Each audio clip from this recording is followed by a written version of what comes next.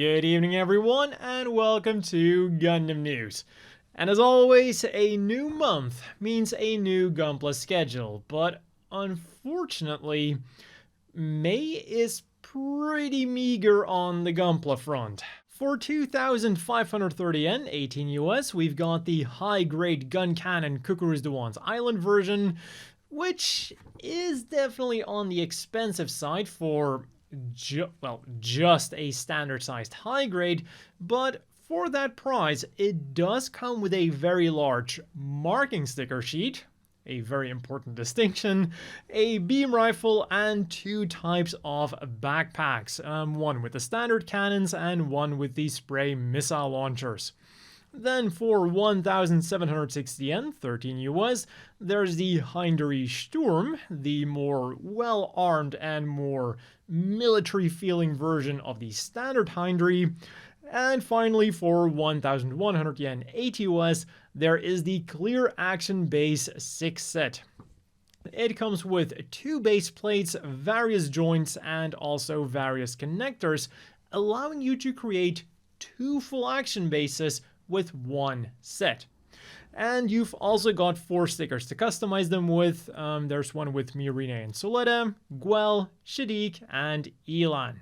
So you can justify buying 2 sets to get all 4 variants. And all 3 of these items will be releasing on the 20th, so yeah, not a very difficult month to grab absolutely everything, even if you're going with 2 gun cannons and 2 clear action base number 6s. Heck, you can even get your own squadron of Hindari Sturms and you'd still be under $100. In other Gunpla news then, on Japanese P-Bandai, the high-grade Death Scythe Hell is getting a 3rd round of pre-orders, the high-grade Lefrith Jiu got a 2nd round, and from the 4th to the 7th, Bandai will be hosting a parent-child Gunpla assembly experience event at both the Gundam base Tokyo and Gundam Side F in Fukuoka. Participation is free and participants will receive an RX-78 Gundam Assembly Experience version, which is not the entry grade, by the way. They get access to all of the crafting materials to make and paint the thing, and they'll also receive a special sticker. So it's a good thing that things are more lively on the figure front. Last week Friday, lottery pre-orders began for the deluxe Chogokin RX-78 F00 Gundam. And winners of this lottery will be able to pay 99,000 yen, which is the equivalent of 726 US dollars, to get this behemoth of an action figure with Hangar. The Bandai Gundam team saw what the Bandai Armored Core team was doing and was like, hold my beam saber, we can do something even more expensive. The Gundam itself then is 37 centimeters tall, 14.6 inches, making it roughly 1/49 scale.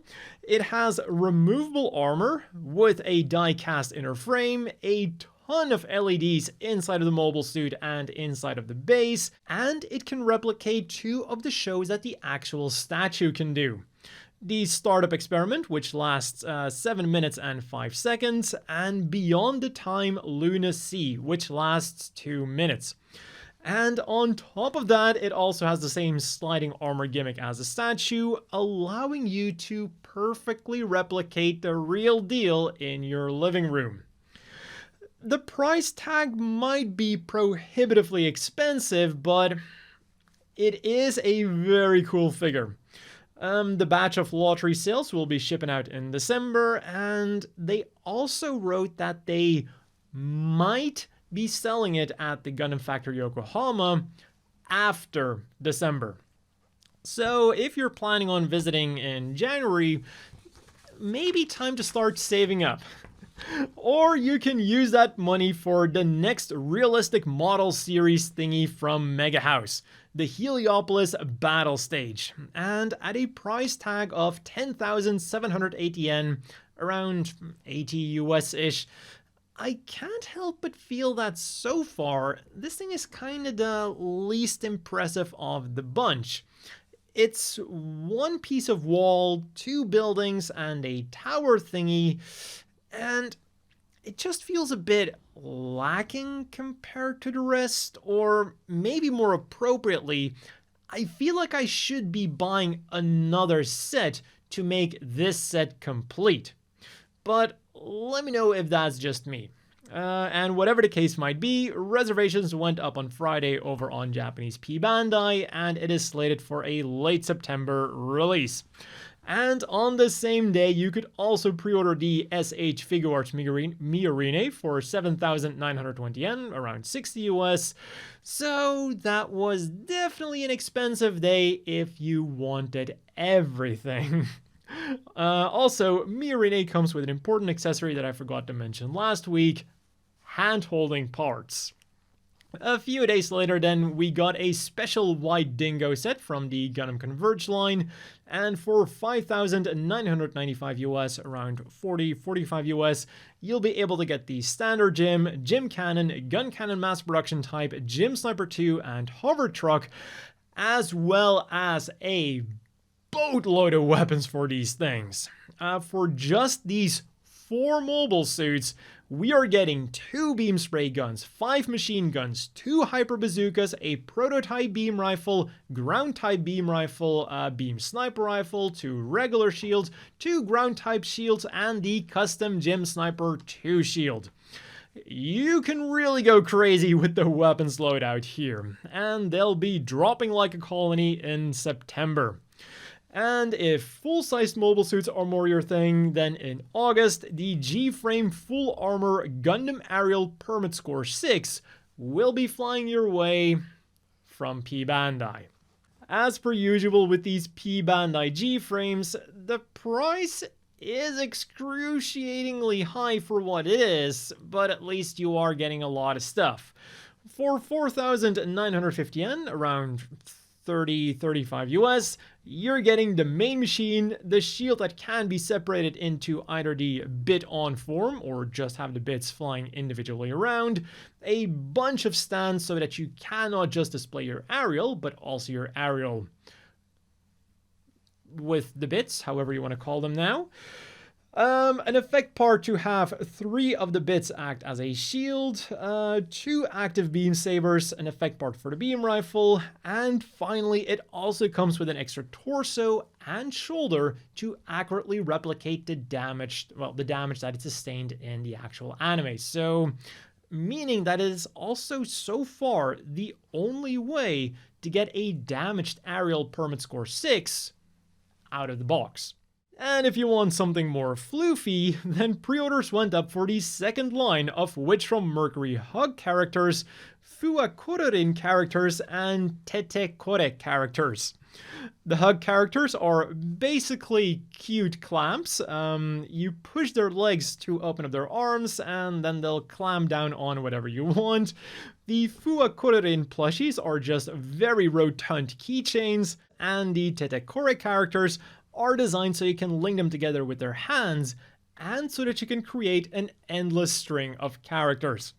And the prices and the styles are the same for all 3 collections. 5,940 yen, around 45 US, and you can get Suletta in her incubation party outfit, Miorine in her incubation party outfit, Guel in his workout clothes, Elan number 5, Shadiq in his military uniform, and Lauda, all of which are linked down below.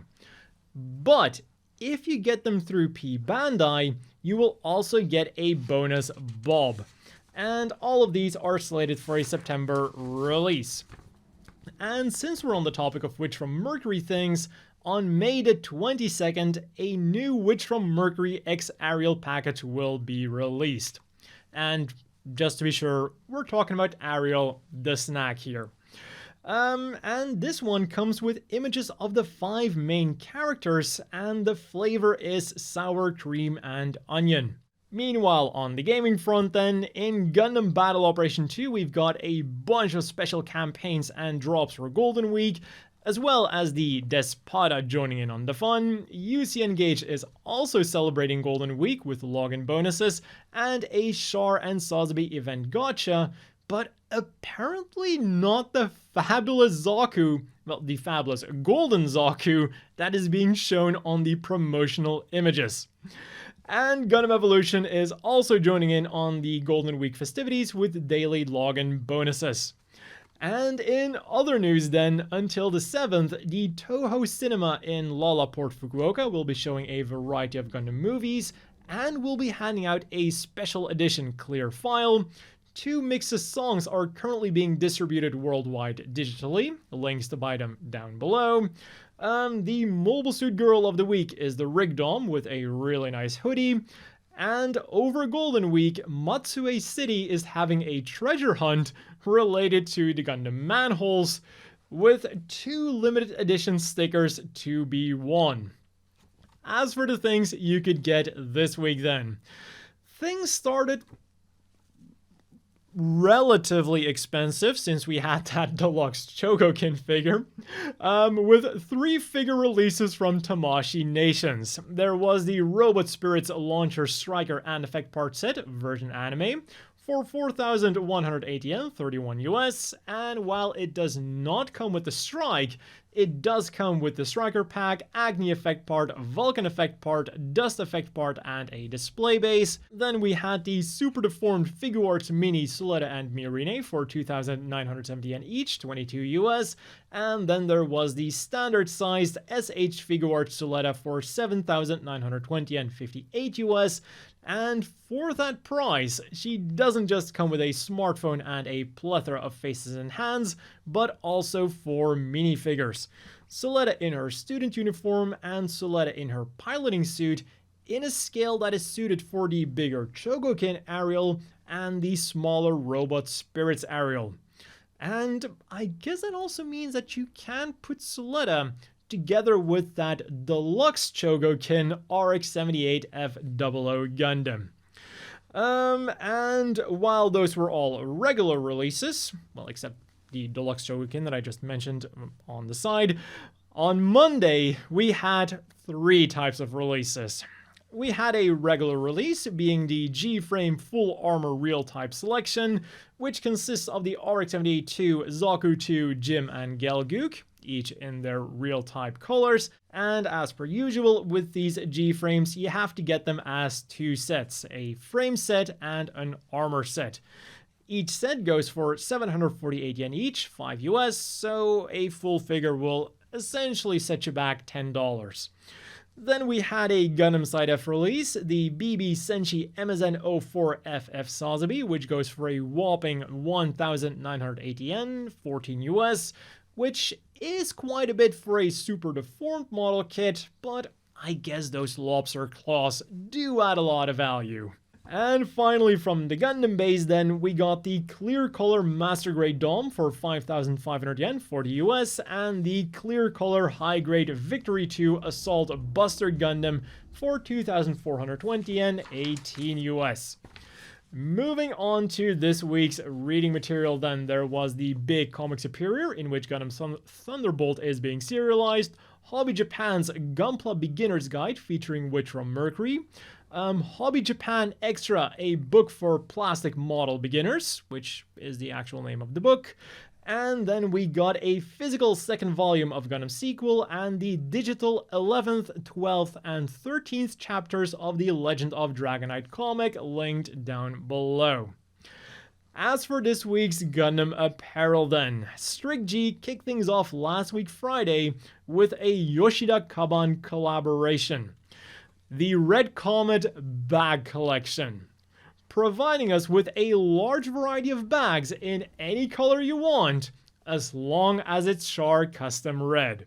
You can get a backpack for 66,000 yen, 484 US, a tote bag for 61,600 yen, 451 US, a fanny pack for 41,800 yen, 306 US, a shoulder bag for 29,700 yen, 218 US, a wallet for 23,100 yen, 169 US, and a key case pouch for 19,800 yen, 145 US.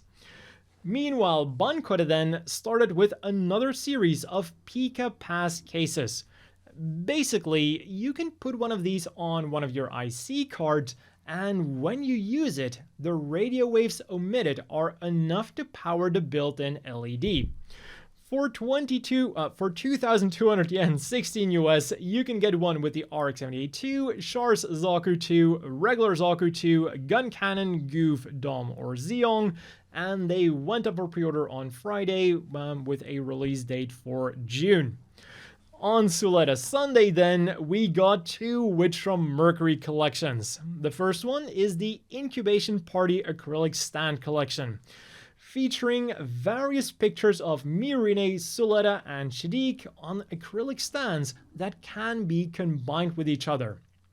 And they definitely paid attention to which characters go on the left and which characters go on the right, because they have the standard configuration of Miorine with Suletta and Elan with Shaddiq, but you can also go for Miorine and Shaddiq and Elan and Suletta.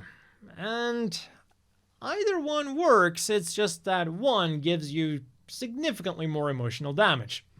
They go for 2,200 yen a pop, 18 US, and they're slated for a July release.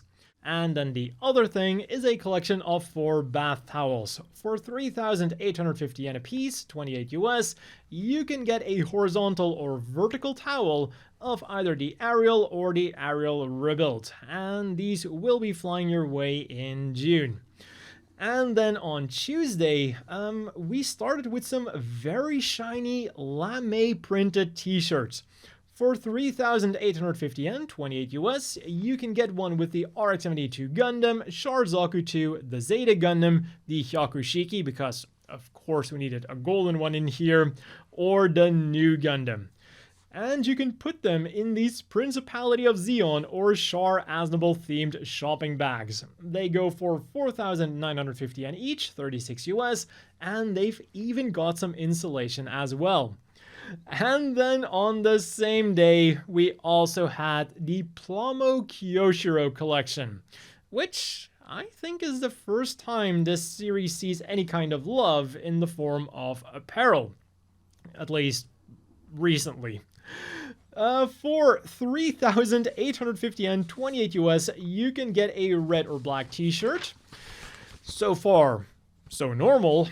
But then for 6,380 yen, 47 US, you can get a double beam gun cushion, which you can even attach to your arm.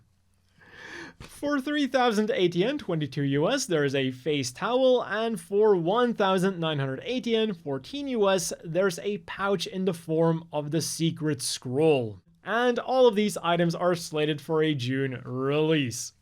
As always then, let's quickly wrap things up with the polls.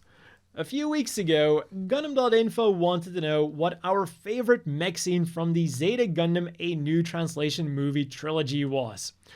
And in first place with 35.8%, we have the Hyakushiki versus the Cubile. An extremely memorable fight for a variety of reasons. It was one of the final fights of Zeta Gundam, it was extremely well animated in both the originals and the remakes, and, well, it's very simply Char versus Haman with a little bit of Scirocco sprinkled in there. And talking about Scirocco, his final fight versus the Zeta Gundam came in second with 26.4%. And then for third place, we had a very close call.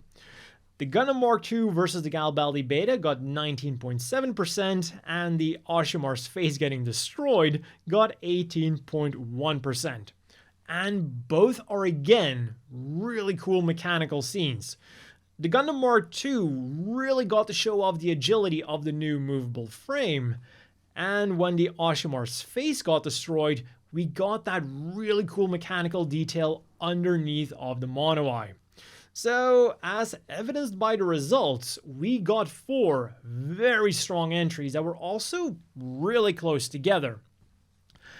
As for the currently ongoing poll then, with it currently being Golden Week in Japan, as you've probably noticed, Gundam.info wants to know which Gundam location we would most want to visit.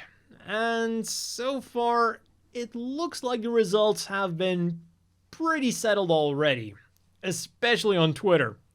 Leading the pack with a significant margin is the Gundam Factory Yokohama. Because of course, why wouldn't the giant 18-meter tall moving Gundam be the most impressive thing on the list? It would actually almost be kind of sad if it wasn't. Then we have Gundam Side F with the life-size new Gundam statue, which is what I personally voted for because I haven't been there yet. In third place, we have the Gundam base with, of course, the life-sized unicorn statue.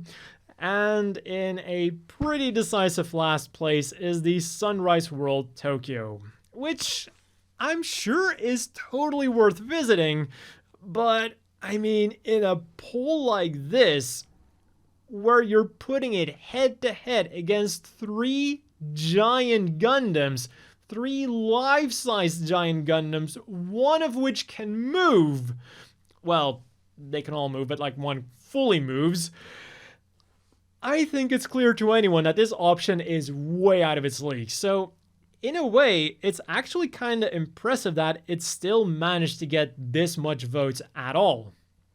So kudos to the Sunrise World Tokyo. And if you want to get your vote in, I'll of course have that linked down below. And that has been all for this week's Gundam news. As always, a big thank you to the Patreon supporters. I hope everyone watching has a great evening, and I'll see you all next week with more Gundam news.